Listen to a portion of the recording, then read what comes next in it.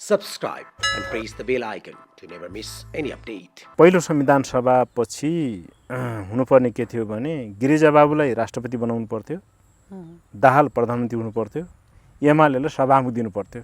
त्यो अँध्यारो सुरुङभित्र कामरेडहरू चाहिँ यात्रा गर्न सुरु गरिसक्नु भयो। दाहाल नेपालले ओलीले उहाँहरू एउटै त हो आखिर। अहिले अलग अलग भएर अदालतले चाहिँ उहाँहरूलाई यसो नगर्न यसो गर्न भन्छ। पहिलो कुरा राजनीति पेसा व्यवसाय होइन। राजनीति भनेको विशुद्ध समाज सेवा हो। मूलतया कृषि क्षेत्रमा गरी खानु पर्यो। कृषि हेलाको क्षेत्र छ र कृषिमै फेरि हामीले के गर्नु पर्यो त भन्दा जुन हेलाको क्षेत्र छ त्यही क्षेत्रमै हामीहरू पनि आउनुपर्छ। यद्यपि एउटा कोणबाट हेर्दा ओलीले अति गरे भन्ने छ दाहाल नेपालको होइन, तर अर्का कोणबाट फेरि के हो भने उन त एउटै घरका मान्छे हो नि। उहाँले दाहालको नेतृत्व भन्दा ओलीको नेतृत्व राम्रो रहेछ कि क्या हो भन्ने मानेको पनि हुन सक्ने कुरा हो। अर्को कुरा कटवाललाई कारबाही गर्नु गल्ती भयो भने होइन, सार्वजनिक रूपमै भने नि उनले। कटवाललाई जम्मा 3 महिना बाँकी थियो, 3 महिना पर्खे भए के हुन्थ्यो त? कटवाल रहेरै के प्रतिक्रान्ति हुन्थ्यो, के प्रतिगमन हुन्थ्यो होइन? एउटा सेनापति होइन, कसले उसले के चाहिँ व्यत्यास पार्थ्यो? म कतै पनि छैन अहिले। म माओवादी केन्द्रको पनि होइन, एमालेको पनि होइन, अरू कुनै पार्टीको पनि होइन। म स्वतन्त्र छु, तर म कम्युनिस्ट हो, माओवादी नै हुँ। माओवादी नै भएर मर्छु। एमसीसी लागू आउन नहुने हो है। एमसीसी जहाँ जहाँ लागू भएको छ विश्वका अरू देशहरूमा त्यहाँ चाहिँ स्थिति त्यति राम्रो देखिँदैन। पहिलो कुरा राजनीति पेसा व्यवसाय होइन। राजनीति भनेको विशुद्ध समाज सेवा हो। मूलतया कृषि क्षेत्रमा गरी खानु पर्यो। कृषि हेलाको क्षेत्र छ र कृषिमै फेरि हामीले के गर्नु पर्यो त भन्दा जुन हेलाको क्षेत्र छ त्यही क्षेत्रमै हामीहरू पनि आउनुपर्छ। यद्यपि एउटा कोणबाट हेर्दा ओलीले अति गरे भन्ने छ दाहाल नेपालको होइन, तर अर्का कोणबाट फेरि के हो भने उन त एउटै घरका मान्छे हो नि। म कतै पनि छैन अहिले। म माओवादी केन्द्रको पनि होइन, एमालेको पनि होइन, अरू कुनै पार्टीको पनि होइन। म स्वतन्त्र छु, तर म कम्युनिस्ट हो, माओवादी नै हुँ। माओवादी नै भएर मर्छु।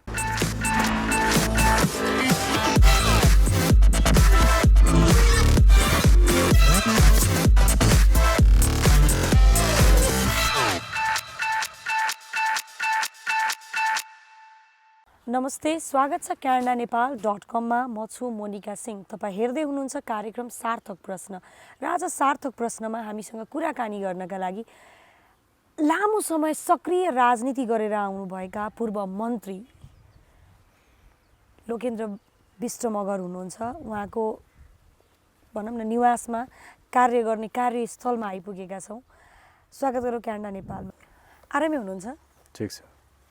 लामो समय सक्रिय रूपमा राजनीति गर्नुभयो, मन्त्री पनि हुनुभयो, दुई पटक। राजनीतिको चाउ एकदम बढ्दो हुन्छ मान्छेलाई। एक्कासी राजनीति छोडेर यतातिर फार्मतिर ड्रागन फ्रुटको फार्महरू खोलिरहनु भएको छ। किन राजनीतिबाट टारिनु भएको? पहिलो प्रश्न नै आम नागरिकको पनि मेरो पनि। राजनीतिबाट मैले छोडपत्र गर्नुको कारण, राजनीतिसँग पारपा झुके अथवा सक्रिय राजनीतिसित छोडपत्र गर्नुको पछाडिको मूल कारण, पहिलो कुरा राजनीति पेसा व्यवसाय होइन। राजनीति भनेको विशुद्ध समाज सेवा हो र त्यो चाहिँ आवधिक हुन्छ, आजीवनको हुँदैन। जब राजनीतिलाई आजीवनको पेसा व्यवसायको रूपमा जसो लगिन्छ, राजनीति धुमिल हुने, राजनीति गन्दा खेल हुने त्यहाँबाट सुरु गर्छ। र हाम्रो देशको धेरै नेता र पार्टीहरूले यसै गरेको हुनाले अहिले राजनीतिप्रति आम जनताको वितृष्णा जागिरहेको छ। किनभने धेरै राजनीतिक पार्टी र नेताहरूको कार्यकर्ताहरूको कुनै रोजगारी छैन, तर ऐशको जीवन छ, शानको जीवन छ, अभिजात वर्गको जीवन छ। अनि त्यसपछि मान्छेले क्वेसन, जनताको मान्छेको दिमागमा के क्वेसन उठ्छ भने यिनीहरूले कसरी जिएका छन्। अनि एउटा क्वेसन यहाँबाट मलाई पनि जन्मियो। अर्को क्वेसन के त भने मैले अघि नै भने राजनीति समाज सेवा हो, यो आवधिक हुन्छ। मैले एउटा अवधिसम्म झन्डै 4 दशक राजनीतिमा बिताएँ। त्यसपछि अब अलिकति उमेर छँदै मैले फेरि योभन्दा अर्को पाटो, राजनीतिको अर्को पाटो, अर्थतन्त्र समाज हो, त्यतातिर पनि मैले काम गर्नुपर्छ र मैले सक्रिय राजनीतिबाट ओझेल पर्नुपर्छ भनिकन जानी बुझी देखि सुनिकनै मैले त्यहाँबाट अब रिटायरमेन्ट बुझेँ। हजुर। र अनि त्यसपछि मैले चाहिँ यता आउनुको पछाडिको मूलभूत रूपमा 3टा कुरा हो। एक, राजनीतिलाई कमाई खाने माई खाने भाँडो होइन, समाजसेवा हो भन्ने कुरा पुष्टि भइसकेपछि, सबैले भइसकेपछि त्यहाँबाट चाहिँ सट्टै बेलैमा भावी पुस्तालाई पनि छोडिदिने र आफूले चाहिँ आफ्नो कार्यक्षेत्र बदल्ने र अनि उमेर अवस्था हुँदै अलिकति सामाजिक आर्थिक रूपान्तरणको क्षेत्रमा थोरै भए पनि काम गर्ने एउटा। अर्को कुरा, गरी खानु पर्यो। मूलतया कृषि क्षेत्रमा गरी खानु पर्यो। कृषि हेलाको क्षेत्र छ र कृषिमै फेरि हामीले के गर्नु पर्यो त भन्दा जुन हेलाको क्षेत्र छ त्यही क्षेत्रमै हामीहरू पनि आउनुपर्छ। हामीहरू आएर हामीले पसिना बगाइकन मजासित जनसाधारण जस्तै काम गरेपछि यो सम्मानित पेसा बन्छ सबैको। दोस्रो कुरा। तेस्रो कुरा चाहिँ रोजगारीका लागि आम युवाहरू विदेशिने क्रम जारी छ। त्यो बेला स्वदेशमै हाम्रा रोजगारीका अवसर थुप्रो छन् त किन विदेश जाने हैन। कपाल फुलिसकेपछि अलिकति केही समय उमेर गइसकेपछि पनि मान्छेहरू यसरी लाग्छ नि त।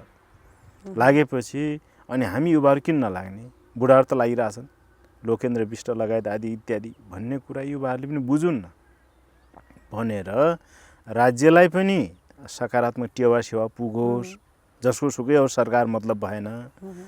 अनि युवाहरू र किसानहरूलाई मूलतया उत्पादनको क्षेत्रमा चाहिँ हामी आत्मनिर्भर अन्तर्निर्भर हुनका लागि पनि हामीलाई टेवा पुगोस्, बल पुगोस् भन्ने हिसाबले मैले राजनीतिलाई परित्याग गरिकन, सक्रिय राजनीतिलाई परित्याग गरिकन मैले चाहिँ सक्रिय रूपमा उत्पादन हैन, सामाजिक आर्थिक रूपान्तरण क्षेत्र जो एउटा आफ्नो जीवनको अब रिटायर लाइफमा मैले जो काम गर्दैछु यो मेरो चाहिँ अब मैले गर्ने समाजको लागि देशको लागि सानो देन यहाँबाट पनि हुन सक्छ भनेर यता हो।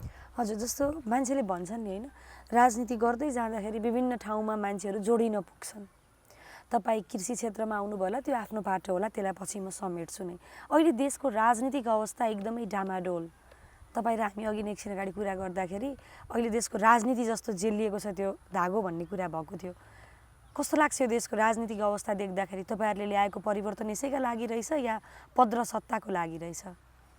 होइन, अब 10 वर्ष जनयुद्ध र 62-63 को जनआन्दोलनको ध्येय उद्देश्य र लक्ष्य यो होइन अहिले जो भइरहेको छ।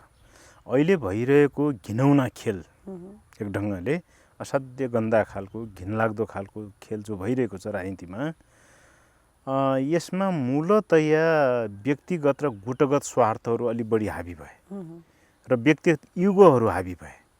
र मलाई के लाग्छ भने जस्तो 2/3 सरकार बनेको थियो, झन्डै 2/3 सरकार बनेको इतिहासमा सायद यो बिरलै होला, अब सायदै होला कम्युनिस्टहरूको। तर यो चाहिँ कम्युनिस्ट पार्टीको सिद्धान्त र व्यवहारलाई तालमेल मिलाइकन आफ्नो पार्टीभित्रका मतभेदहरूलाई हैन, समस्याहरूलाई, आन्तरिक समस्याहरूलाई हल गर्न नसकिकन अनि त्यसको मार चाहिँ जनता र राष्ट्रलाई पार्न त बेठिक भयो नि। त्यो दाहाल र नेपालले गरे पनि त्यो ओलीले गरे पनि, यद्यपि एउटा कोणबाट हेर्दा ओलीले अति गरे भन्ने छ दाहाल नेपालको होइन, तर अर्का कोणबाट फेरि के हो भने उन त एउटै घरका मान्छे हो नि हैन।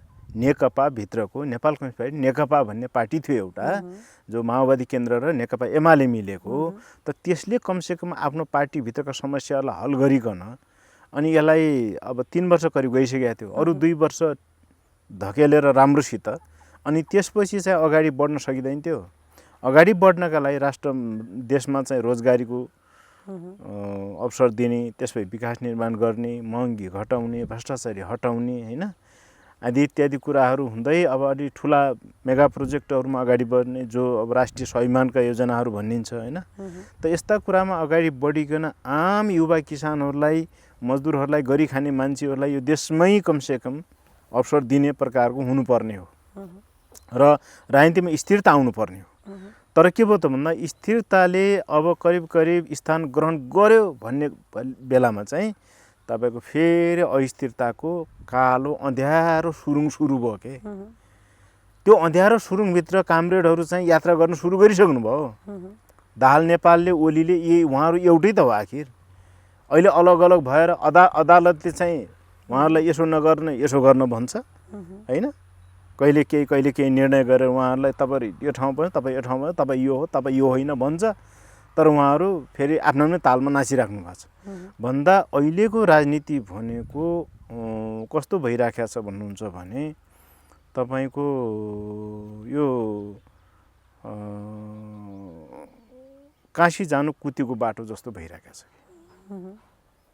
अब काशी कहाँ चाहिँ दक्षिणतिर पर्छ, कुती उत्तरतिर पर्छ। काशी जाने मान्छे उत्तरतिर लाग्छ र? त्यसो हुनाले यो चाहिँ यस्तो खालको हुनुको पछाडि मलाई के लाग्छ भने राजनीतिक रूपमा असाध्यै तीनटा कुरा भयो। एउटा पोस्टको, अर्को पोजिसनको, अर्को पावरको।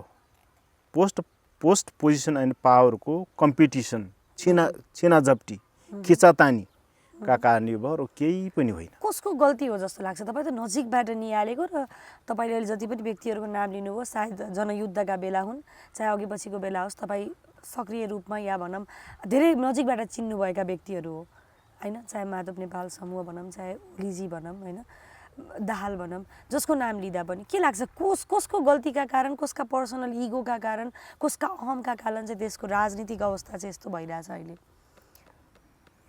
व्यक्तिगत रूपमा चाहिँ कोही कसैलाई नभनिकनै म के भन्छु भने यसमा शीर्ष नेतृत्व मूलतया ओली, दाहाल र नेपाल तिनैजना दोषी हुनुहुन्छ। संविधान र अब सदन विघटन गर्नु होइन का कोणबाट हेर्दा ओलीको गल्ती देखिन्छ होइन? पार्टीभित्रको समस्यालाई हल गरेर पदोन्नति आदि त्यागिकन मिलिजुलिकन अगाडि बढ्ने कुरामा हेर्दाखेरि दाहाल नेपालको कमजोरी देखिन्छ। अब उहाँहरूको पहिलाको पार्टीगत हुँदाखेरि बाचा कबुल के थियो, शर्तनामा के थियो त्यो हामी जान्दैनौँ होइन? तर चाहिँ के हो त भन्दा समस्याको समाधान आन्तरिक रूपमै हल गर्ने हो नि, बाहिर गड्याङ बड्याङ गरेर त हुने कुरा त होइन। त्यस कारणले चाहिँ अब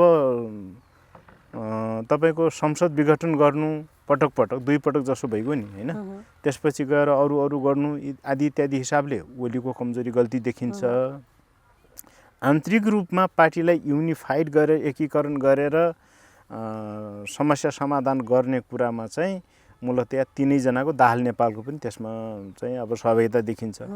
किनभने अब ओलीले चाहिँ एकलौटी पार्टी र सरकारको नेतृत्व गर्नुपर्छ भन्ने खालको चाहिँ लिने, उता दाहाल नेपालहरूको चाहिँ के भने पार्टीको नेतृत्व हामीलाई दिनु पर्यो, सरकारको नेतृत्व तिमी गर भन्ने टाइपको यो भयो। त सरकार र पार्टीको नेतृत्वको लागि आखिर पोस्टको लागि नै भयो, पावरको लागि नै भयो, पोजिसनका लागि नै भयो। अनि त्यसका लागि उनीहरूले लडाइँ झगडा गरिकन अस्थिरता, पार्टीभित्र पनि अस्थिरता, तपाईँको सरकारमा पनि अस्थिरता, राष्ट्रमा पनि अस्थिरता ल्याउने खालको जो काम भयो, यो काम मूलतया ओली, दाहाल, नेपाल तिनैजना दोषी हुनुहुन्छ। यद्यपि यसमा उहाँहरूले अंश बन्ना कति गर्नुपर्ने त्यो उहाँहरूले गर्नुपर्ने कुरा इतिहासले गर्ला। अहिले मैले भन्दाखेरि तितो पिरो हुन्छ, तर देखिएको छ सबैले देखेकै छ नि, मैले किन भनिरहनु पर्यो? मैले त भनिहालेँ। केही गल्ती कमजोरी दोष चाहिँ ओलीको पनि छ, केही चाहिँ दाहाल नेपालको पनि छ। तर अब झन्झन अरू हुँदै गइराखेको छ अहिले। त्यस कारणले गर्दा यसमा चाहिँ मूलतया राज्यको मूल नेतृत्व हुनुको हैसियतले हेर्दाखेरि ओलीको अलि बढी देखिने। फेरि उहाँहरू पनि पूर्व प्रधानमन्त्री पनि हो नि होइन? दाहाल भनेपछि पार्टीको अर्को अध्यक्ष पनि हो नि नेपालको नेकपा हुने बेला होइन? अनि उहाँहरूले किन चाहिँ उहाँहरूले पनि जिम्मा लिनुपर्ने हो नि, ओलीले सँगै उहाँहरूले पनि लिनुपर्ने हो। त्यसैले उहाँहरू तिनैजनाको चाहिँ नाकामयाबीपन हो जस्तो लाग्छ, नालायकीपन हो जस्तो लाग्छ, गैर जिम्मेवारपन हो जस्तो लाग्छ। अब चाहिँ राजनीतिबाट सन्यास लिने बेला आयो उहाँहरूको यस्ता क्रियाकलापले पछि आउने भावी पुस्ताका लागि र देशको राजनीतिका लागि चाहिँ अब अप्ठ्यारो सिर्जना गर्ने बेला भयो। त्यही भएर सन्यास लिँदा राम्रो हुन्छ जस्तो लाग्छ तपाईँलाई? के लाग्छ? नै अहिले होइन, उहाँहरूले त अलि अगाडि नै राजनीतिबाट, सक्रिय राजनीतिबाट ब्याक हुँदा राम्रो हो। सन्यास आदि इत्यादि भन्ने शब्द अलि निष्क्रिय जस्तो हुन्छ होइन? राजनीतिमा मान्छे लागिरहे पनि जस्तो संरक्षक हुन सकिन्छ, अभिभावक हुन सकिन्छ, सल्लाहकार हुन सकिन्छ होइन? त उहाँहरू चाहिँ कार्यकारी नै हुनुपर्छ भन्ने त छैन नि।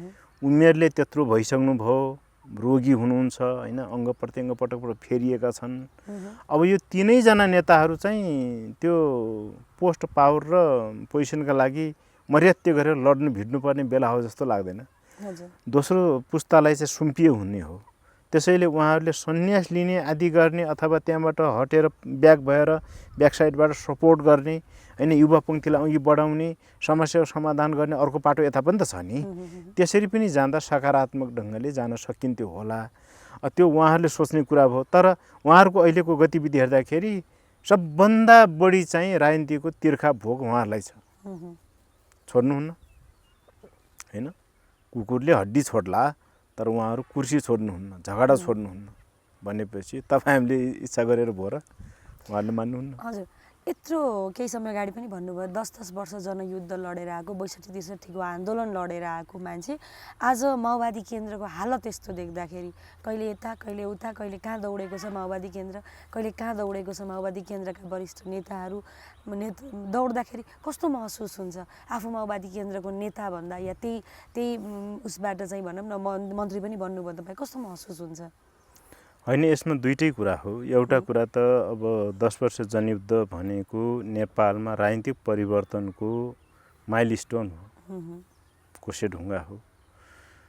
तर चाहिँ त्यसका संवाहक नेतृत्व, मूल नेतृत्व पङ्क्तिको टिम जो हो त्यो टिमले चाहिँ पछिल्लो चरण आउँदाखेरि मलाई त्यहाँ दाहाल लगायतका नेताहरूको यो छिन्न भिन्नता, दाहाल एकातिर हुनुहुन्छ, मोहन वैद्य किरण अर्कातिर हुनुहुन्छ, बाह्रौँजी अर्कातिर हुनुहुन्छ, विप्लवजी अर्कातिर हुनुहुन्छ, हामी अर्कैतिर छौँ हैन। यो हुनुको पछाडि मलाई त्यहाँ एउटा विघटन र विसर्जन भयो। विघटन विसर्जन हुनुको पछाडि हामी कतै न कतै चुक्यौँ है।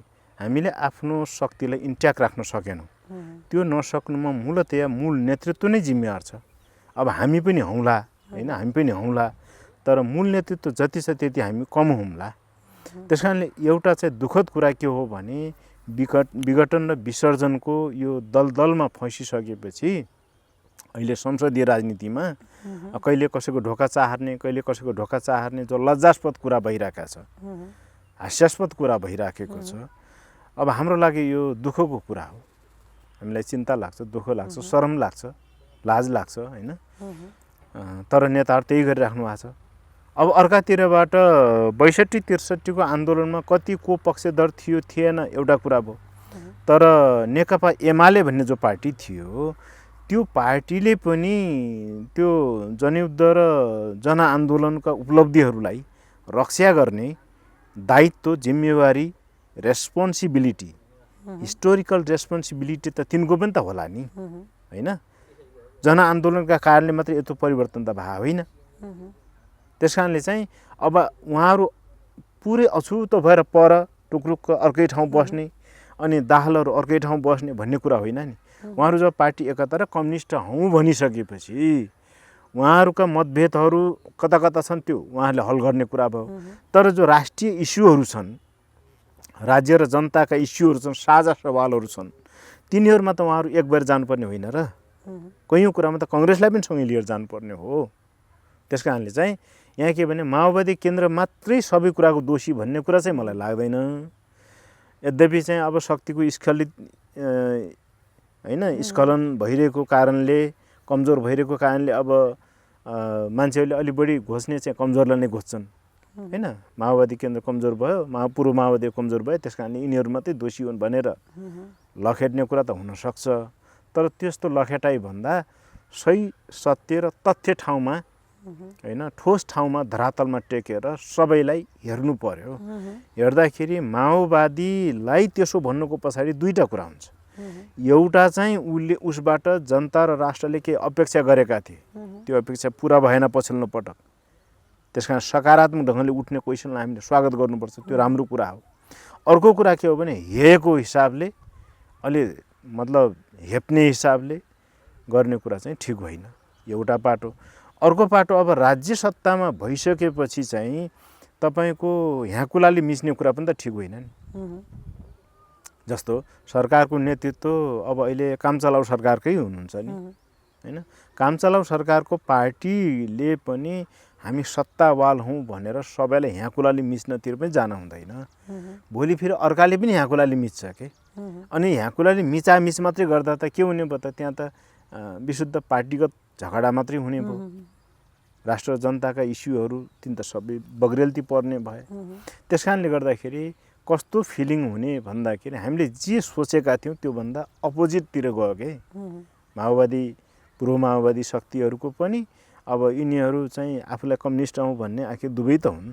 एमालेतिरको पनि अब गतिविधि त्यति राम्रो त देखिएन। जुन एउटा जनतामा आफूले भनेका बाचा वचनहरू थियो भनौँ या प्रतिबद्धता थियो त्यो निरन्तरता दिन सकेन कम्युनिस्टहरूले चाहिँ। माओवादीले मात्र नभनौँ या एमाले मात्र नभनौँ, कम्युनिस्टले चाहिँ जुन बाचा बन्धन एउटा प्रतिबद्धता थियो आम नागरिकमा हामी परिवर्तन ल्याउँछौँ भनेर गरेका ती हजार शहीदहरू, लाखौँ शहीद, हजारौँ शहीदका बलिदानहरू त्यो प्रतिबद्धता निरन्तर हुन पाएन, जनअपेक्षा अनुसार जान सकेन। हजुर, आफ्नै पार्टीभित्रका नेताहरू लामो समय तपाईँ जस्तै जनआन्दोलन लडेर आइसकेका रामबहादुर थापा, बादल लगायतका नेताहरूले अहिले आएर चाहिँ एक्कासी अर्को पार्टीमा प्रवेश गरौँ भनौँ या अर्को पार्टीबाट मन्त्री बन्नुलाई चाहिँ तपाईँ के भन्नुहुन्छ? होइन, यसमा उहाँहरूका अब आन्तरिक पीडा होलान् होइन, उहाँहरूका चाहिँ अब विश्लेषण होलान्, संश्लेषण होलान्, निचोडहरू होलान्, दुःख होलान्, कष्ट होलान् होइन, थुप्रै हरहिसाब होला। अब रामबहादुर थापा, बादल, लेखराज भट्ट, टोपबहादुर रायमाझी लगायतको अब ठुलो टिम पार्टी विभक्त भइसकेपछि पार्टी मिलेपछि पनि फेरि विभक्त भएपछि पूर्व माओवादी केन्द्र परित्याग गरेर एमालेमा प्रवेश गर्ने भन्ने कुरा जो छ त्यो उहाँहरूको आफ्नो कुरा होला। मलाई के लाग्छ भने यसमा पूर्व माओवादी केन्द्रको नेतृत्वसित कतै न कतै रुष्टता रहेछ भन्ने बुझ्नुपर्छ। एउटा रुष्टता रहेछ, असन्तुष्टि रहेछ भन्ने बुझ्नु पर्यो एउटा। अर्को कुरा अब कतिपय मान्छेहरूले र कतिपय कोणबाट अलिकति स्वार्थी रहेछन् भन्ने पनि बुझ्ने होला मान्छेले होइन। अब अर्को कुरा के होला त भन्दा तुलना गर्दाखेरि उहाँहरूले दाहालको नेतृत्वभन्दा ओलीको नेतृत्व राम्रो रहेछ कि क्या हो भन्ने मानेको पनि हुनसक्ने कुरा हो। त्यो उहाँहरूको कुरा हो है, मलाई लागे होइन। म कतै पनि छैन अहिले, म माओवादी केन्द्रको पनि होइन, एमालेको पनि होइन, अरू कुनै पार्टीको पनि होइन। म स्वतन्त्र छु, तर म कम्युनिस्ट हो, माओवादी नै हुँ, माओवादी नै भएर मर्छु। त्यस कारणले चाहिँ तर अहिले जो माओवादका नाममा अलिकति घिनौना खालको काम भइराखेको छ त्यस्तो चाहिँ नहुनुपर्छ, त्यस्तो म गर्दिनँ भन्ने लाग्छ। त्यस कारण चाहिँ यहाँ के भने ती साथीहरूले जो दलबदल गर्नुभयो, दलबदल गर्नुको पछाडिको एउटा दीर्घकालीन रणनीतिक मुद्दा हुनसक्छ होइन, एउटा तत्कालीन मुद्दा अथवा केही स्वार्थ सुविधा हुनसक्छ। त्यसमा उहाँहरूले त्यो के देख्नुभयो त्यसैले गर्नुभयो होला। तर मलाई के लाग्छ भने नेपालमा अब पूर्व माओवादीबाट पूर्व एमालेमा चाहिँ प्रवेश गर्ने अथवा दलबदल गरेको कुरालाई हामीले ठुलै रूपमा भन्दा अरू पार्टीबाट पनि त्यस्तो भइराखेको छ नि। कतैबाट कतै गइरहेछन्, कतैबाट कतै गइरहेछन्, आज मिलिराखेका छन्, भोलि फुटिराखेका छन्। के हो ऊ जसभा फुट्यो होइन। अनि अब हिजो चाहिँ तामझामसित एकता गरेका चाहिँ दाहाल ओली फुटे, अनि भोलि चाहिँ जुट्न पनि सक्छन् फेरि। अब कतिपयले भनिरहेछन् नि दाहाल र नेपालहरू त मिल्नेवाला छन् भनेर। त्यसैले मलाई के लाग्छ भने होइन, यो यस्तो हो। अब ओली र नेपालको पहिलेदेखि अन्तर्विरोध थियो भन्ने बुझिन्छ त्यो पार्टीभित्र।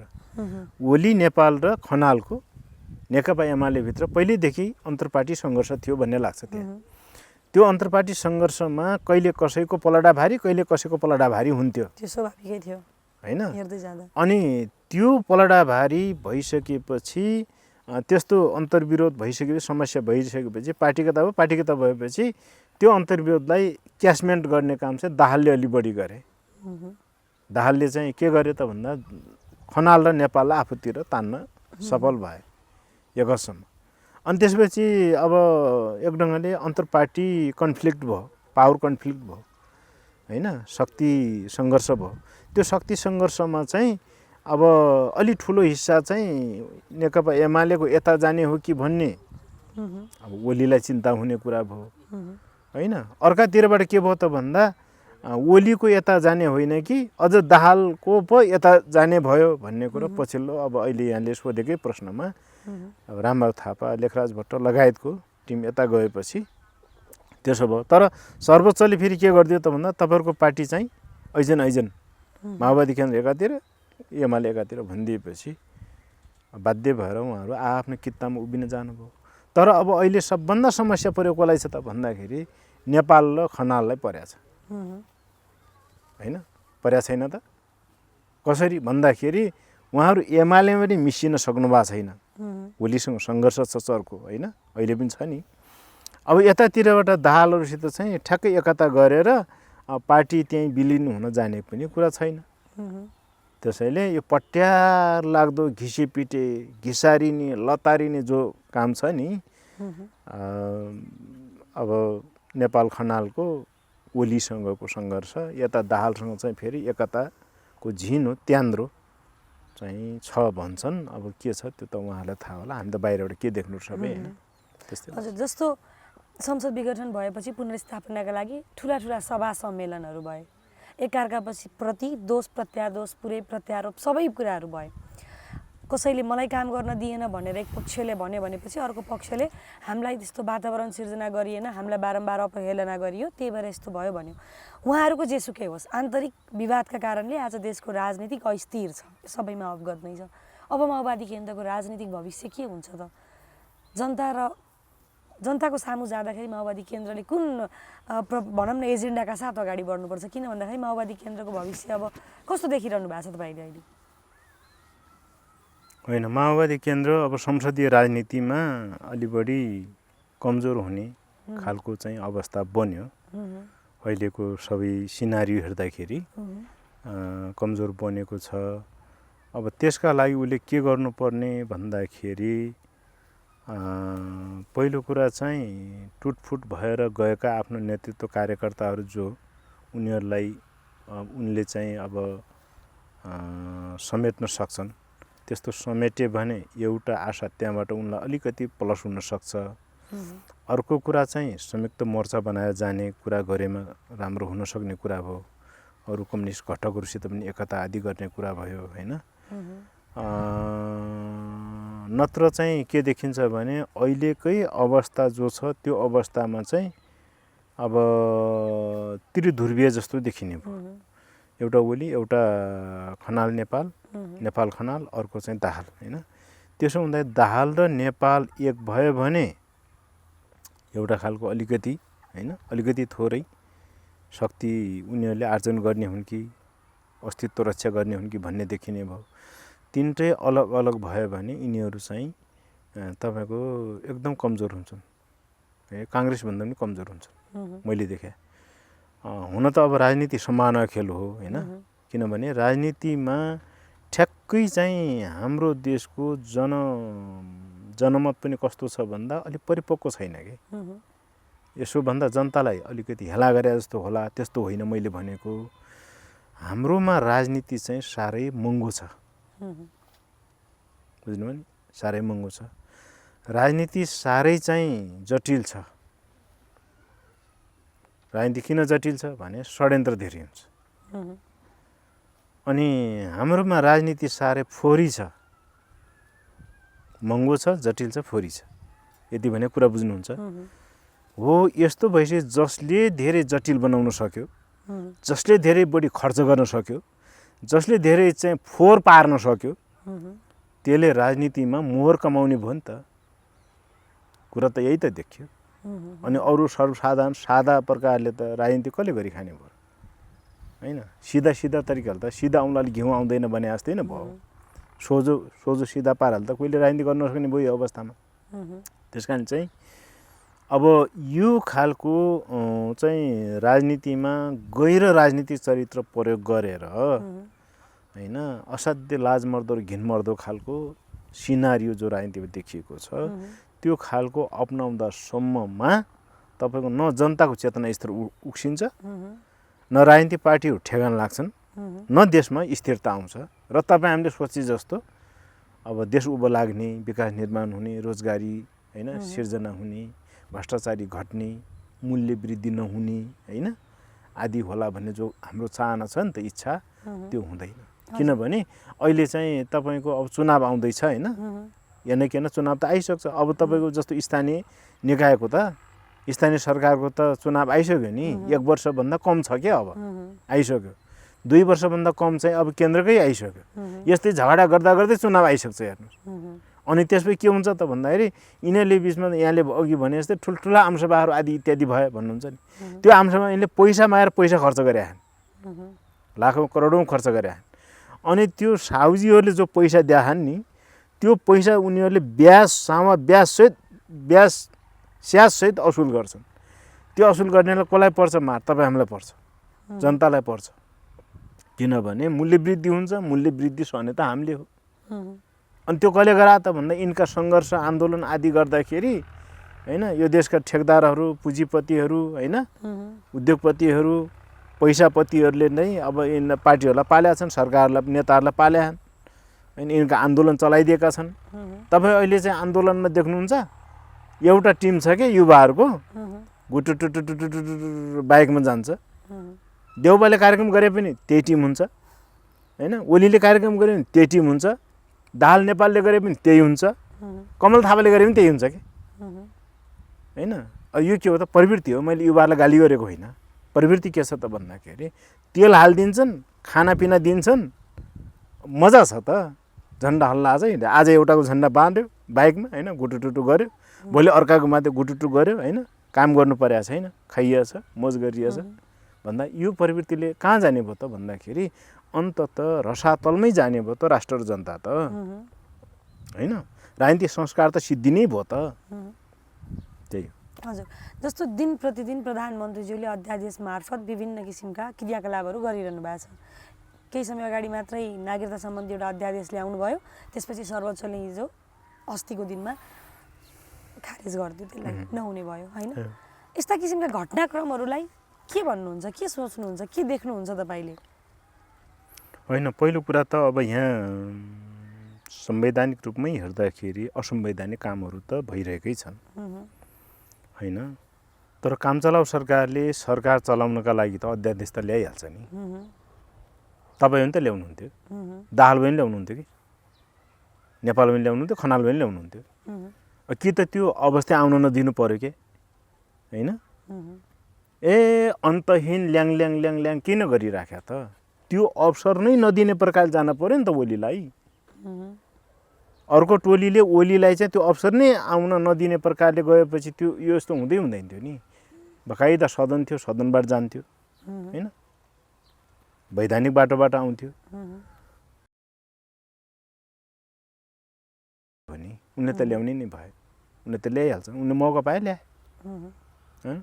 अब कुर्सीमा बसिरहने, केही काम नगर्ने भएपछि त के काम भयो त? उनी त गर्छन् त्यो काम। त मैले अघि नै भने त्यहाँ जो भए पनि आउँथ्यो, दाहाल भयो भने आउँथ्यो, नेपाल भयो भने आउँथ्यो, खनाल भयो भने आउँथ्यो, देउ भयो भने आउँथ्यो, अर्को कोही भयो भने आउँथ्यो, तपाईँ हामी पनि आउँथ्यो। तर चाहिँ त्यस्तो हुन नदिनका लागि चाहिँ अलि दह्रो प्रकारले संविधान र सदनको रक्षा गर्ने वातावरण त बनेन। त्यो नबन्नुको पछाडि त धेरै कुरा होलान्, होइन, शक्ति सन्तुलनको कुरा होला, होइन, सबै कुरा होलान्। त्यस कारणले गर्दाखेरि अब सर्वोच्चले जो नागरिकता सम्बन्धी अध्यादेशलाई अब यो कानुन हुँदैन भनेर खारेज गरिदियो नि, त्यो प्रकारले हेर्दाखेरि अब यसलाई चाहिँ कसरी हेर्ने भन्ने कुरा आयो। एउटा पाटोबाट त्यो राम्रो हो, होइन, किनभने त्यसमा केही विवाद थियो, होइन। जस्तो यसरी चाहिँ अब नागरिकता जता भयो त्यता चाहिँ भरभर्ती वितरण गर्न हुन्न। त्यसो गर्दा राष्ट्रियता चाहिँ भुटानीकरण, फिजीकरण आदि हुन्छ भन्ने कुरा जो छ नि, हाम्रो राष्ट्रियता सम्बन्धी समस्या आउँछ भन्ने कुरामा चाहिँ अब यो मुद्दा चाहिँ छलफलमै थियो के, छलफलमै थियो, टुङ्गिएको थिएन। तर चाहिँ अब काम चलाउ सरकारले अध्यादेशबाट स्यापै ल्याइदियो अनि सर्वोच्चले चाहिँ त्यसलाई अब खारेज गरिदियो। खारेज गरेपछि अब त्यो चाहिँ अर्को ठाउँमा गयो। यस्तै थुप्रै कुरा आउलान्, होइन। त्यस कारणले गर्दाखेरि अब न्यायपालिकाले गर्ने काम गरिराखेको छ, कार्यपालिका एउटा ढङ्गले जान्छ, व्यवस्थापिका चाहिँ अब अहिले भङ्ग भइसक्यो। जस्तो जसपाको कुरा गर्छु, यही नागरिकता अध्यादेश ल्याइसकेपछि काहीँ न काहीँ जसपाका नेताहरूले प्रधानमन्त्रीज्यूलाई सपोर्ट गरेको, सघाएको भनौँ न, होइन, या उहाँकै पहलमा मन्त्री पनि भने जसपाका नेताहरू। अब एक्कासी फेरि जुन अध्यादेशको मार्फत ल्याउनु भएको थियो नागरिकता सम्बन्धी विधेयकहरू, त्यो सर्वोच्च अदालतले खारेज गरिदियो। नहुने भयो होइन।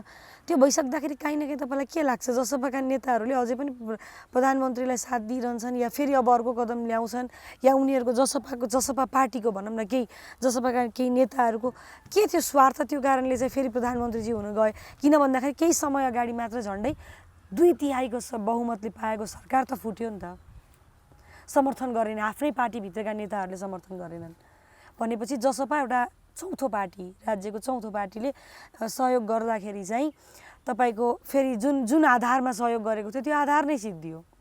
अब के हुन्छ? होइन, यो ओलीलाई अहिले अब आन्तरिक सङ्कट थियो। आन्तरिक सङ्कटको बेला उहाँले चाहिँ अब फुटाउ र शासन गर होइन, डिभाइड एन्ड रुलको सिद्धान्त लागू गर्नुभयो। अब फुटाउने नियत त थियो कि थिएन, तर तथ्यले त्यही देखायो नि, जसपा त फुट्यो। मतलब ओलीको फुटाउने नै जसपा फुटाउने उ थियो होइन, त्यो नियत त हो कि होइन त्यो भएन, तर आखिर त फुट्यो त। किनभने उहाँलाई त अब केही सरकार टिकाउनु थियो नि त, केही सरकार टिकाउनु थियो। जसपाको एउटा पङ्क्तिले जति सरकार मन्त्रालय माग्यो, मन्त्री माग्यो त्यति दिनुभयो, गयो। अब उहाँ जसपा फुट्यो र जसपाले के गर्छ कसो गर्छ त्यो आफ्नो ठाउँमा छ।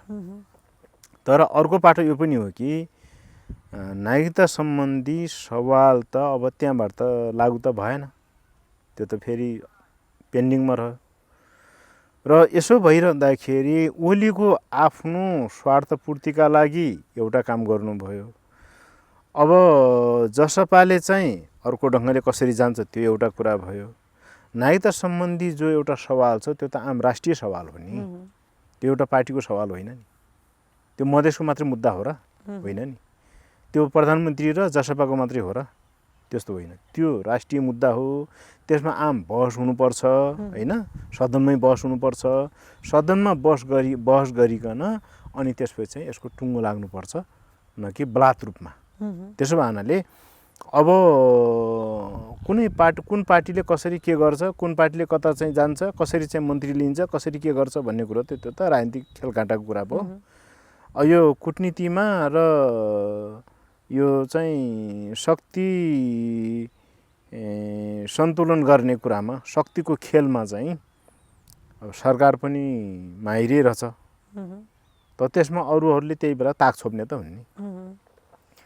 हजुर, जस्तो केही समय अगाडिसम्म पनि एमसिसीको चर्को रूपमा आलोचना भइरहेको थियो, एमसिसी आउनु हुँदैन भन्ने कुराहरूको व्यापक विरोध पनि भयो। के लाग्छ तपाईँलाई, एमसिसी आउनुहुन्छ देशमा या आउनु हुँदैन, के गर्नुपर्छ जस्तो लाग्छ?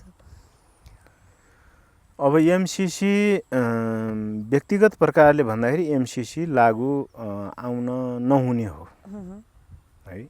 एमसिसी जहाँ जहाँ लागू भएको छ विश्वका अरू देशहरूमा त्यहाँ चाहिँ स्थिति त्यति राम्रो देखिँदैन, अनुभवले पनि त्यो देखाउँछ, घटनाक्रमले त्यो देखाउँछ।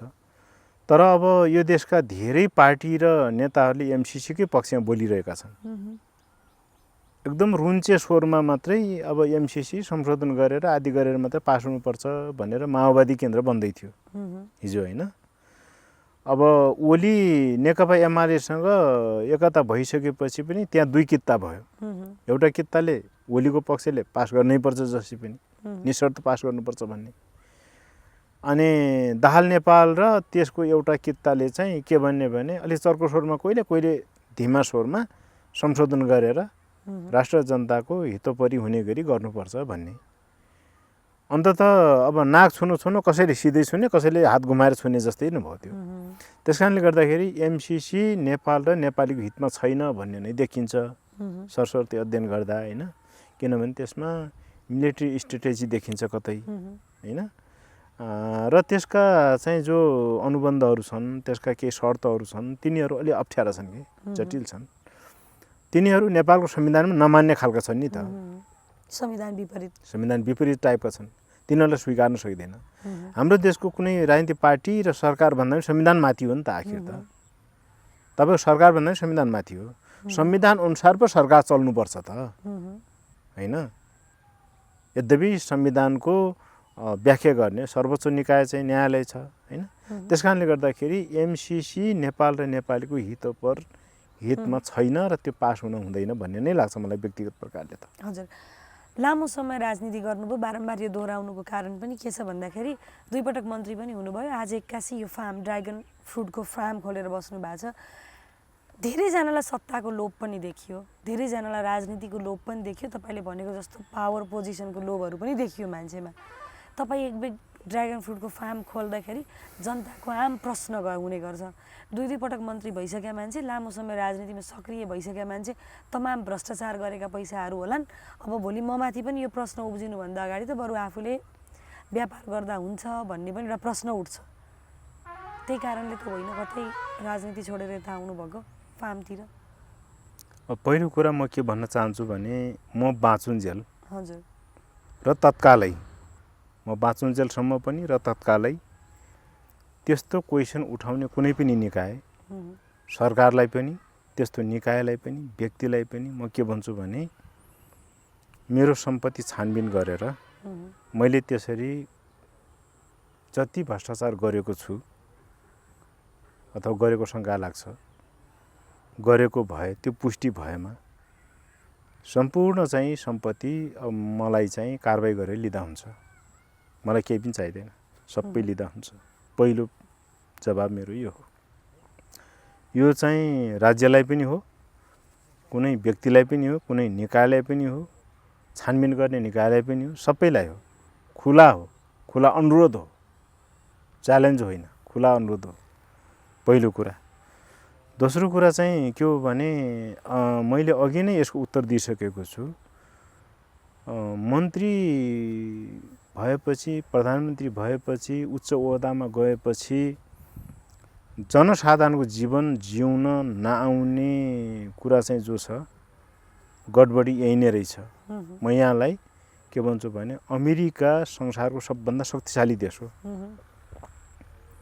अमेरिकामा 2 कार्यकाल राष्ट्रपति खाएर त्यसपछि जनसाधारणको जीवनशैली जिइरहेका राष्ट्रपतिहरू तपाईँ हामी थुप्रैलाई गन्छौँ।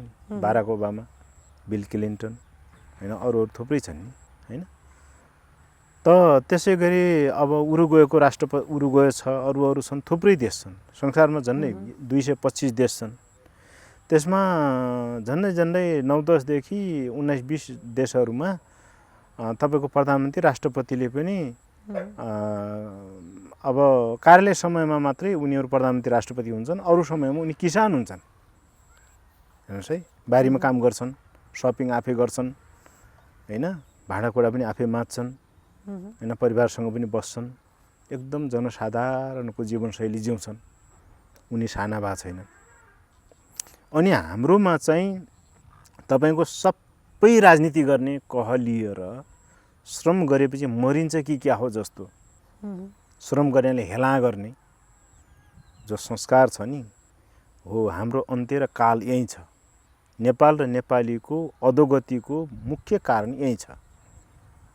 तपाईँको मैले अरू सबैभन्दा पनि अघि 3टा कुरा भने नि, राजनीतिलाई आवधिक रूपमा र समाजसेवाकोमा रूपमा लिने, त्यसपछि आफू चाहिँ ठ्याक्कै जनसाधारण भएर श्रममा भाग लिने, रोजगारी सिर्जना गर्ने, आफूले पनि त्यही काम गरेर बाँच्ने। म यहाँ कमाएर के न चाहिँ कति पैसा गर्नलाई होइन, म बाँच्ने हो। म एक्लैको यो फार्म होइन, हामी 3 जना छौँ।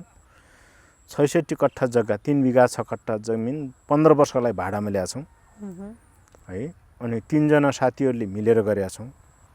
आफै हामी मजदुर छौँ। उहाँ चाहिँ साथी एकजना चाहिँ पार्टनर हो, एकजना काठमाडौँतिर हुनुहुन्छ, उहाँ कहिलेकाहीँ आउनुहुन्छ भने हामीले चाहिँ मैले यहाँ त्यसरी नाटक गर्नुपर्ने केही जरुरी छैन। म कुनै नाटककार होइन, म कुनै कलाकार होइन है। शङ्का लागेमा म के भन्छु भने सुरुमा पनि भने अब राज्यले पनि, कुनै निकायले पनि, व्यक्तिले पनि, संस्थाले पनि त्यसो गर्दा हुन्छ। छानबिन गरेर सम्पूर्ण जायज यथा पुष्टि भएमा लग्दा हुन्छ। किन भनेको भन्दाखेरि एकचोटि सरकारी गाडीमा झन्डा फैराएर मन्त्री जस्तो भइसकेका मान्छेलाई आम नागरिक जसरी नेपालको राजनीतिमा कमै बिरल एकदम देखिन्छ, कमै देखिन्छ नि त यसरी आएर बसेको। त्यो हुँदै गर्दाखेरि जसलाई पनि सत्ता र पावरको लोभ त हुन्छ नै, त्यो हुनु स्वाभाविक पनि होला, सायद लामो समय राजनीति गरेर आइसकेपछि। त्यो कारणले मात्र मैले त्यो प्रसङ्ग जोडेको। माओवादी केन्द्रमा ठुलो सङ्कट छ यति बेला, तपाईँहरू सक्रिय रूपमा राजनीति गर्नुभएको माओवादीलाई अगाडि सार्नको लागि। भोलि माओवादीलाई यस्तै सङ्कट परिरहँदाखेरि फेरि पनि राजनीतिमा फर्किने सम्भावना कतिको छ? म यहाँलाई के भन्छु भने तपाईँको यो जडबद्ध ढङ्गले जससूत्रीय टाइपबाट रोटी खाएपछि रोटी नै खाइरहने, भात खाएपछि भात मात्रै खाइरहने, अनि एउटा खालको कपडा लगाए त्यही मात्रै लाइरहने, अनि जीवनमा एउटा मात्रै कार्यशैली, चिन्तनशैली, जीवनशैली जिइरहने, त्यो मोनोटोनस लाइफ जिउनु भनेको मरेतुल्य हो। त्यो मृतहरूको मृत जीवन हो। त्यो जीवन जीवन्त जीवन होइन, मृत जीवन हो। मलाई मृत जीवन मन परेन, मलाई सक्रिय जीवन मन पर्यो, जीवन्त जीवन मन पर्यो। राजनीतिभित्र थुप्रै मान्छे मरेका छन्, मरेका लासहरू छन् अहिले पनि थुप्रै पार्टीमा। देउबाको पार्टीमा छन्, नाम किन किट्नु पर्यो? ओलीको पार्टीमा छन्, खनाल नेपालको पार्टीमा छन्, होइन? उहाँहरूको पार्टी यद्यपि छुट्टिया छैन अझै, होइन? दाहालको पार्टीमा त कति छन्, होइन? थुप्रै पार्टी, नेपालका सबै पार्टीभित्र जिउँदा लासहरू, जिउँदै गनाइरहेका, डुङडुङ्ती गनाइरहेका, मरेका, जिउँदै मरेका लासहरू धेरै छन्। मलाई त्यस्तो लास हुन मन पर्दैन। त्यसैले म यो बाटो अपनाएँ। एउटा कुरा है, फेरि पूरक उत्तर। अर्को चाहिँ कुरा के भने, अब पोलिटिक्समा जाने कि नजाने भन्नेमा 99.99सम्म असम्भव छ। 0.1 चाहिँ अप्सन त त्यो रहिरहन्छ। 0.1ले जित्यो भने मेरो आवश्यकता खड्कियो भने जाउँला, ठिक छ। तर उही पार्टीमा जान्न, उही पार्टीमा जान्न, होइन? तर नयाँ शक्ति भनेको बाबुरामको नयाँ शक्ति होइन, नेपालको कुनै क्रान्तिकारी नयाँ शक्ति जसले नयाँ प्रकारले समाज रूपान्तरण गर्न सक्छ। र म चाहिँ अब जहिलेसम्म मानसिक र शारीरिक स्वास्थ्यले साथ दिन्छ, म एक्टिभ छु, एक्टिभ रहन्छु, केही गर्न सक्छु, त्यो बेला मेरो आवश्यकता पूर्ति, मेरो आवश्यकता चाहिँ कहीँ खड्किएछ भने मैले त्यो पूर्ति गर्न सदस्य भए नै रहँला नि। तर त्यो 0.1ले मात्रै निर्धारण गर्छै गर्दैन, त्यति हो। त्यसैले 99.99% चाहिँ म पोलिटिक्समा फिर्ता हुँदैन। त्यस्तो चान्सेस छैन, सम्भावना छैन भनौँ। कहिलेकाहीँ फोनमा कुरा हुन्छ कि हुँदैन आफ्नो पार्टीका नेताहरूसँग, यस्तो भइरहेछ, तपाईँहरूले यस्तो गरिरहनु भएको छ, यो सही भयो, यो गलत भयो भनेर कहिलेकाहीँ सल्लाह सुझावहरू दिने गर्नु भएको छ या छैन? तपाईँहरू लमै आउनुभयो होइन? हजुर। लमै आएपछि अर्जुन खोला आउँछ। अर्जुन खोलाबाट उत्तरतिरको बाटो लागेपछि तपाईँ घोराई हुँदा यहाँ आउनुभयो। अनि त्यहाँबाट देब्रे बाटो स्ट्रेट चाहिँ पश्चिमतिर गयो, पूर्व पश्चिम राजमार्ग। त्यहाँबाट चाहिँ कोहलपुर जान्छ क्या सिधै, होइन? अनि तपाईँ यता आउनुभयो, तपाईँको अर्को साथी उता गयो भने सिधीमिधी भेट हुन्न। त्यस्तै कुरा मेरो पनि हो। अब आफ्नो आफ्नो गन्तव्यतिर गइसकेपछि उहाँहरूलाई आफ्नै चटारो लटारो होला, होइन? मलाई यहाँ भ्याइ नभ्याएछ। अघि तपाईँले 10 कल गर्नुभएछ, मिस कल होइन, 10 कल। मिस भनेको त ट्याक्क हानिदिने अनि राखिदिने हो। तपाईँले त कलै गरे भने बरु मैले मिस गरेँ। अनि त्यो त्यस्तै जसो अब म एउटा काममा छु, होइन? म मजदुर हुँ, मालिक हुँ, म यहाँको सेयर हालेको छु, मालिक पनि हुँ, काम गर्छु, मजदुर हुँ। काम गरेर 700 रुपियाँ पाउँछु, मैले तनखा पाउँछु, काम गरेको ज्याला पाउँछु, त्यही ज्यालाले भात खान्छु, होइन? म आइहाल्छ नि भने उफरखुट्टी लाएर बसेर चाहिँ यहाँ कोहीले गरिदिने मलाई चाहिँ। काम गर्ने मान्छेलाई पनि आफूले पनि गर्नुपर्छ, उनले पनि गर्छन्। म यहाँ चाहिँ लाटसाप भएर बस्ने, अनि उता काम गर्ने मान्छेले फोन खेलाएर बसेपछि मेरो फार्म त डुबिहाल्यो, हाम्रो फार्म त गयो नि। त्यस कारणले गर्दा हेर्नुहोस्, अब आफू नमरी स्वर्ग देखिन्न भन्ने जो उखान छ नि, यो चरितार्थ चाहिँ तपाईँ हाम्रो सबैको जीवनमा लागु हुन्छ। त्यस कारणले गर्दाखेरि कामरेडहरू, भूतपूर्व कामरेडहरू, पूर्व कामरेडहरू कता कता के गर्दै हुनुहुन्छ, कोही कामरेड रहनुभयो रहनु भएन मलाई थाहा छैन। म यता छु। अब झालक झुलुक सामाजिक सञ्जाल आदिमा भेट हुन्छ, कहिलेकाहीँ फोन हाई हेलो पनि हुन्छ, नहुने होइन। तर चाहिँ उहाँहरूले मलाई फिर्ता हुने प्रकारले कुरा गर्ने नैतिक आँट आउँदैन। तपाईँले यत्रो भनिरहँदाखेरि मलाई प्रश्न गर्न मनै लाग्यो क्या। मैले अघिसम्म चाहिँ नगरौँ गरौँ प्लिज गरौँ। तपाईँले यसरी राजनीतिबाट सन्यास लिनुको मेन कारण चाहिँ के हो? यथार्थ रूपमा भनिदिनु। कहीँ न कहीँ तपाईँले बोल्दै जाँदाखेरि चाहिँ आन्तरिक चित्त नबुझाइ नै हो भन्ने आम सर्वसाधारणले पनि हेर्ने दर्शकले पनि बुझ्नुहुन्छ। होइन, म किन भन्दाखेरि तपाईलाई यसरी जनआन्दोलन लडिसकेको मान्छे, सक्रिय रूपमा राजनीति गरेको मान्छे र तपाईँले केही समय अगाडि मलाई अन्तर्वार्ता दिँदै गर्दा के पनि भन्नुभयो भन्दा म मर्दा पनि कम्युनिस्ट भएरै मर्छु भन्नुभयो होइन। यो शब्दले काहीँ न काहीँ आम नागरिकले पनि बुझ्छ क्या। म तपाईँलाई दुईवटा उत्तर दिन्छु है। पहिलो कुरा, मलाई चित्त नबुझेका 5वटा कुरा छन्। हजुर। पहिलो उत्तरको है, नम्बर 1 मा के हो भने राजनीति असाध्यै फोरी भयो, मलाई मन परेन। राजनीति असाध्यै जटिल भयो, षड्यन्त्र कुटिलता मात्रै भयो। त्यो कुरा अरूलाई थाहै नहुने शीर्ष 1-2 जना नेताले मात्रै अँध्यारो कुनामा बसेर के गर्छन्, त्यो कुरा मन परेन। राजनीति असाध्यै फोरी भयो, त्यो मन परेन। राजनीति महँगो भयो, राजनीति जटिल भयो, राजनीति फोरी भयो। अनि त्यसपछि राजनीति चाहिँ के भयो त भन्दाखेरि आजीवनको कमाइ खाने भाँडो भयो, यो पनि मन परेन। 4वटा कुरा। 5औं कुरा के हो भने राजनीति बराबर अपराध, अपराध बराबर राजनीति भयो। यो पहिलो उत्तरको 5वटा कुरा मन नपरेपछि अब पोलिटिक्स नगरौँ, एक्टिभ पोलिटिक्स नगरौँ भनेको हो 1 नम्बर है। त्यसैले मैले तपाईले आर्टिफिसियल जवाब जस्तो नमान्नु, रियल हो, अन्तर्हृदयको आवाज हो यो, अन्तर्हृदयको आवाज हो, अन्तर्हृदयको आवाज हो। 3 पटक भने मैले, हुने भए म चिरेर देखाइदिन्थेँ। 1 नम्बर प्रश्नको उत्तर। अर्को उत्तर के भने तपाईलाई म यो चाहिँ उत्तर दिन चाहन्छु कि पहिले एरिस्टोटलले भनेका रहेछन् कि मानिस राजनीतिक प्राणी हो भनेका रहेछन्। अरस्तु र एरिस्टोटल भने एउटै हो। अनि अलि पछि चाहिँ कार्ल मार्क्स आए, कम्युनिस्ट सिद्धान्तका प्रतिपादक हैन। उनले के भने मान्छे पहिला सामाजिक प्राणी हो, त्यसपछि राजनीतिक प्राणी हो भने कि। दोस्रो जवाब मेरो यहाँबाट गयो। कसरी भने म यो समाजमा छु, सामाजिक प्राणी हुँ। सामाजिक प्राणी हुने बित्तिकै म राजनीतिक प्राणी अटोमेटिक हुँ, म एक्टिभ हूँ या नहुँ। र म सबैलाई यहाँको मिडिया मार्फत के भन्न चाहन्छु भने सम्पूर्ण नेपालीले राजनीति बुझ्न जरुरी छ। बुझौँ, नजिकबाट बुझौँ, जतिसक्दो दिलचस्पी लिएर बुझौँ राजनीति। तर राजनीतिलाई आजीवनको कमाइ खाने भाँडो बनाएर हैन, कामकाज केही नगरेर पेसा व्यवसाय बनाउने कुरामा मरिहत्ते नगरौँ, यति भए त पुग्ला। त्यस कारणले चाहिँ राजनीति सबैले बुझ्ने हो, अधिकार हो हाम्रो। किन भोट किन हाल्ने, के का लागि हाल्ने, कसलाई हाल्ने, यति किन, कसलाई र के का लागि भन्ने कुराको उत्तर चाहियो नि। अनि यहाँ त तपाईको 1 गिलास रक्सी र 2 चोक्टा मासु भएपछि जसले दियो उतैतिर हालिदिने चलन छ। यस्तो पनि हुन्छ, यस्तो गराइराखेका छन् नि त मान्छेहरूले। यो त बेठिक भयो। अनि त्यसपछि भोट ब्याङ्कहरू चाहिँ कब्जा गर्ने चलन छ। तपाईँ एउटा गाउँको मान्छे हुनुभयो मानौँ, तपाईँ एउटा गाउँको चाहिँ पदाधिकारी कुनै पार्टीको हुनुहोला। तपाईलाई 5 लाख रुपैयाँ चाहिँ थमाइदिएर अनि तपाईको मातहतको सबै भोट चाहिँ अर्काले किन्छ। त्यो 5 लाख रुपैयाँ तपाईले चाहिँ सबैलाई बाँड्दिनुहुन्न, हदैबा 2 लाख खर्च गरिदिनुहुन्छ, 3 लाख तपाईले पोकेटमा हाल्नुहुन्छ। यो कुरा चाहिँ आम बनेको भनेर सबैले भन्छन्।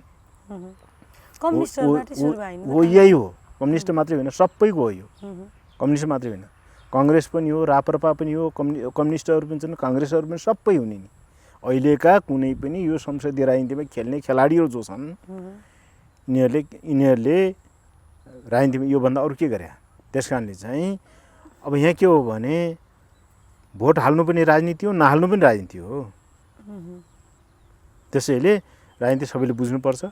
तर राजनीतिलाई कमाइ खाने भाँडो बनाउने कुरामा मर्यादा किन गर्ने?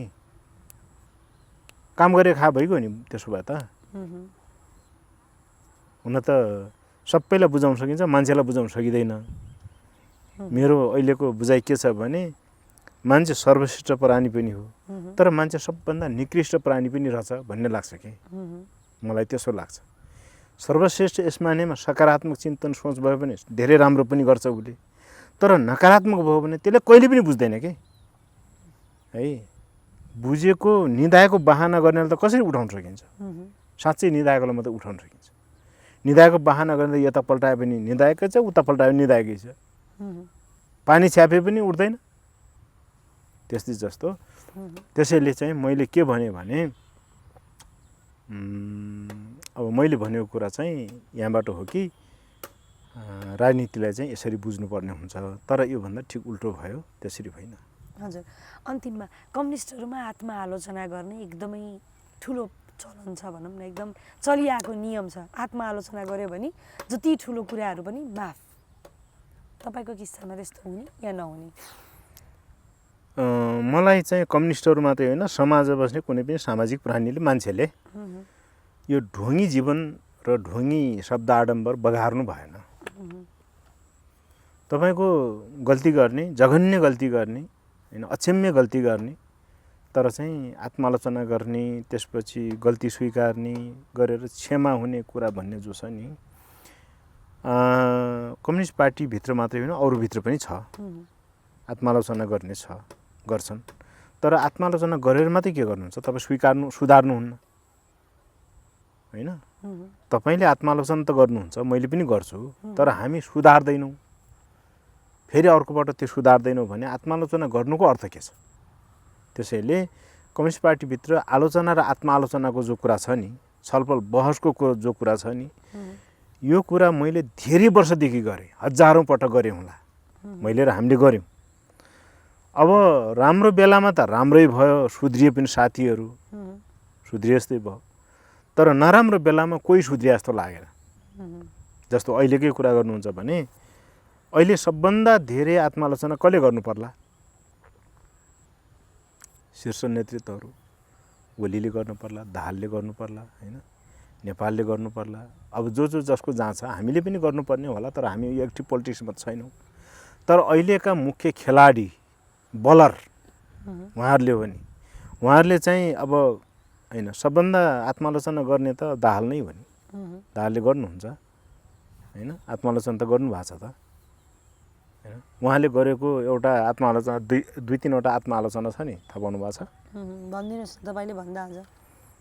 जस्तो पहिलो संविधान सभा पछि हुनुपर्ने के थियो भने गिरिजाबाबुलाई राष्ट्रपति बनाउनु पर्थ्यो, दाहाल प्रधानमन्त्री हुनु पर्थ्यो, एमालेलाई सभामुख दिनु पर्थ्यो।